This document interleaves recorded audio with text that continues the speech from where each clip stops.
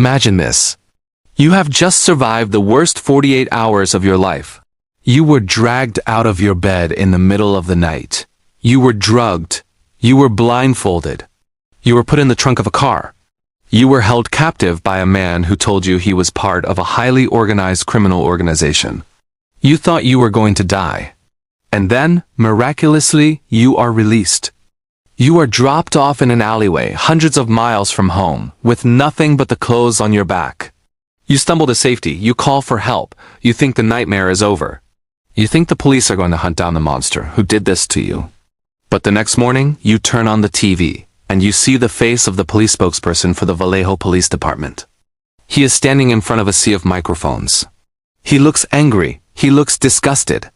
And he says, asterisk, there is no evidence to support the claims that this kidnapping occurred.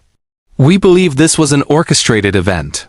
We believe this woman has wasted valuable government resources and terrorized the community with a hoax. Asterisk, your jaw drops. The police aren't looking for your kidnapper. They are looking for you. They are comparing you to the movie Gone Girl. They are telling the world that you are a liar, a manipulator, and a criminal. The media eats it up. Nancy Grace screams about you on television. You become the most hated woman in America.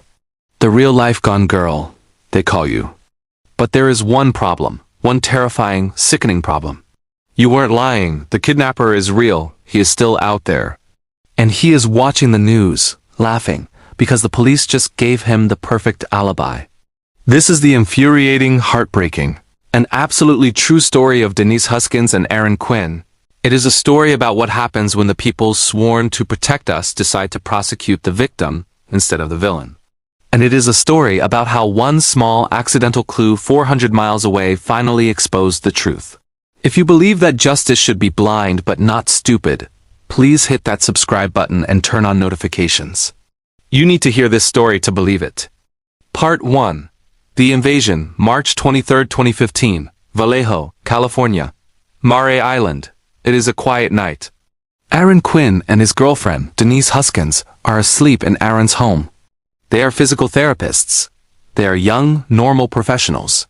They have a slightly complicated relationship. They are getting back together after a break. But tonight, they are just resting. At 3 a.m., the nightmare begins. They wake up to a blinding white light. There are intruders in the bedroom. They are wearing black wetsuits.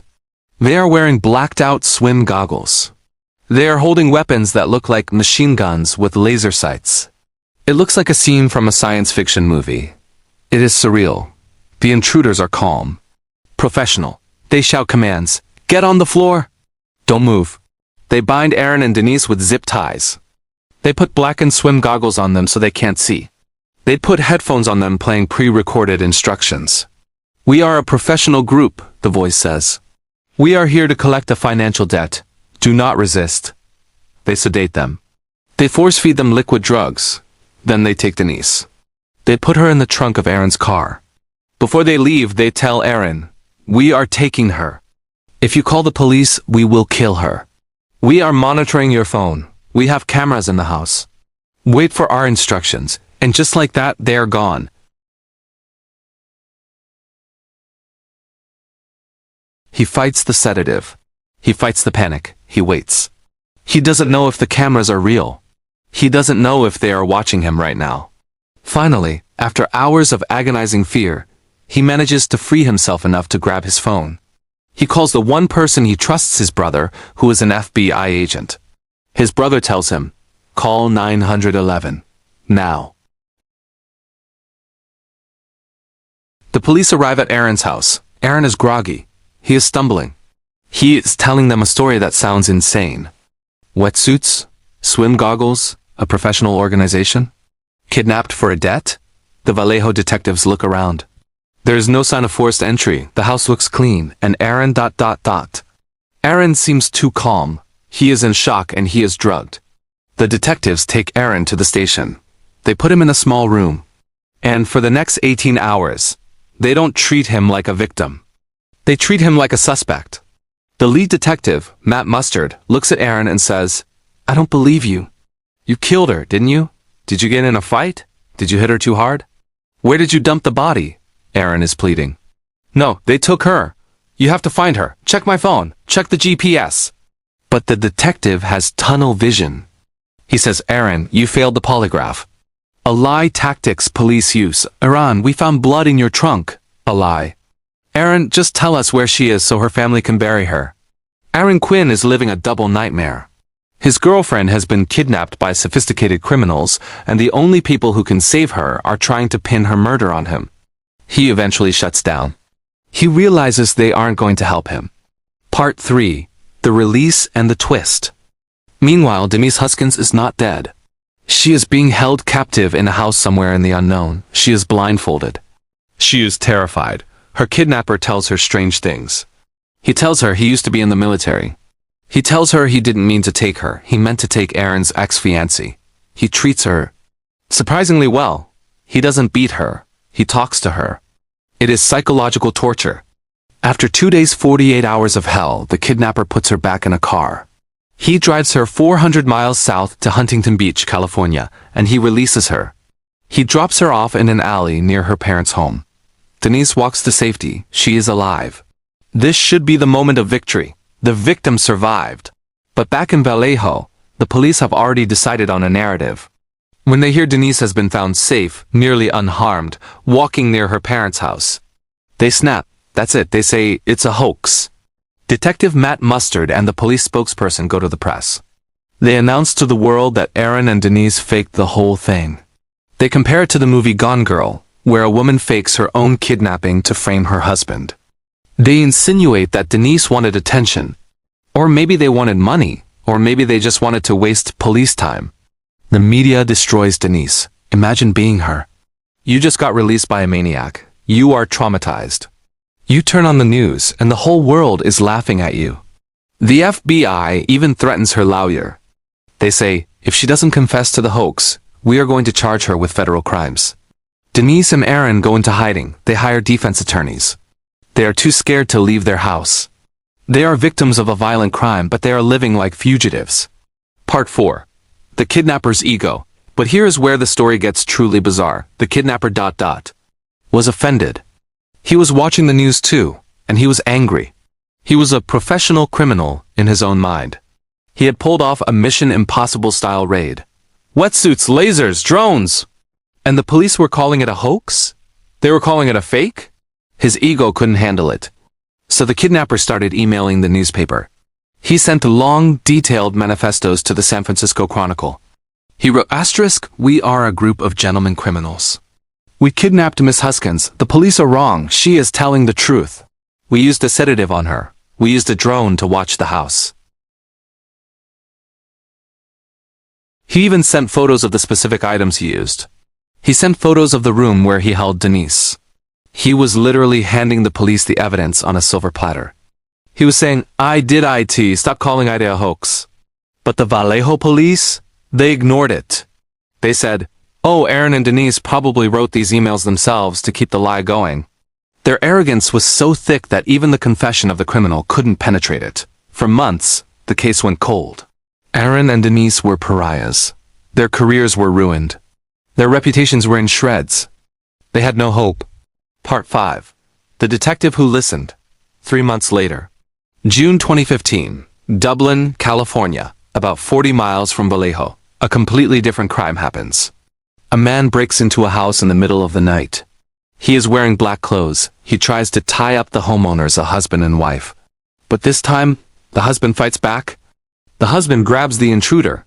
He wrestles him. He hits him with a flashlight. The intruder panics. He drops his weapon. He runs away. In the chaos, he leaves something behind. His cell phone. The police arrive. The detective on the case is Sergeant Misty Caruso. Unlike the detectives in Vallejo, Misty Caruso is thorough. She listens. She looks at the abandoned cell phone. She unlocks it. And she starts going through the photos. She sees a photo of a gun with a laser sight. She sees a photo of a woman, blindfolded, wearing blackened swim goggles. She sees a video of a house, Aaron Quinn's house. Misty Caruso feels a chill go down her spine. She remembers the Gone Girl case from the news. She remembers the police calling it a hoax. She looks at the photo of the blindfolded woman again. She thinks, that looks like Denise Huskins. She calls the Vallejo police. Hey, I think I have your guy. I have his phone. I have photos of the victim. You would think the Vallejo police would be thrilled. But according to reports, their reaction was lukewarm. Oh, really? Are you sure? Misty Karasu didn't let it go. She dug deeper. They identified the owner of the phone. His name was Matthew Muller. Matthew Muller wasn't a group of gentlemen criminals. He was one guy. But he was dangerous. He was a former Marine. He was a Harvard Law School graduate. He was a disbarred attorney. He was brilliant, and he was mentally unstable. They raided Matthew Muller's cabin in South Lake Tahoe. And inside, they found everything. They found the wetsuits. They found the blackened swim goggles. They found the drone. They found the zip ties. They found a strand of blonde hair attached to the goggles. Denise's hair. It was undeniable. The hoax was real. Everything Aaron and Denise had said, the crazy details about the wetsuits, the lasers, the headphones, it was all 100% accurate. Part 6. The Vindication, but no apology. The FBI arrested Matthew Muller. He eventually pleaded guilty to the kidnapping. He was sentenced to 40 years in prison. During his sentencing, he admitted everything. He admitted watching the house. He admitted drugging them, so Aaron and Denise were vindicated. The truth was out. But what about the Vallejo police? What about the spokesperson who called them liars on national TV? Did they hold a press conference to apologize? Did they say, "We messed up and we are sorry for ruining your lives"? No. They sent a short written statement saying the case was no longer considered a hoax. It was cold. It was bureaucratic. It was an insult. Aaron and Denise sued the city of Vallejo for defamation and emotional distress. In the lawsuit, they revealed the incompetence of the investigation. They revealed that the police never even checked the GPS on Aaron's phone, which would have shown the kidnapper's movements. They revealed that the blood in the trunk was never tested. It wasn't blood. They revealed that the police had decided on the Gone Girl theory within the first hour because it was a sexier story for the media. In 2018, the city of Vallejo settled the lawsuit for $2.5 million. But as part of the settlement, the police department admitted no wrongdoing. They paid the money to make it go away, but they refused to admit they were incompetent. Part 7. Why this story haunts us. The story of Denise Huskins and Aaron Quinn is terrifying not because of the kidnapper but because of what happened after. We grow up believing that if something bad happens to us, we can call 911 and the good guys will come to help. In this case, the good guys became the bullies. It exposes a terrifying flaw in human psychology called confirmation bias. The detectives decided Aaron was guilty. Once they decided that, every piece of evidence, like his calmness, was twisted to fit their theory. Even when the kidnapper himself sent proof, they ignored it because it didn't fit their story. Aaron and Denise are married now. They have children. They wrote a book called Victim F. They are survivors in the truest sense. But they lost years of their lives. They carry the trauma of the kidnapping, yes, but also the trauma of the betrayal by the system. Detective Misty Karasu, the one who found the phone, is the only reason they aren't still labeled as liars today. She is a reminder that one good cop, one person who actually pays attention to the details, can save a life. Matthew Muller sits in prison today. But the question remains, how many other hoaxes were actually real crimes that police were just too lazy or too arrogant to solve? What do you think was worse? The kidnapping itself, or the way the police treated the victims? And do you think the officers involved should have been fired? Let me know your thoughts in the comments below. If this story made your blood boil, please hit that like button. It helps spread the truth about this case. And subscribe for more stories about the dark side of justice. The system isn't perfect, and sometimes the only way to get justice is to force the world to listen. Stay safe, trust your gut, and never let anyone write your narrative for you.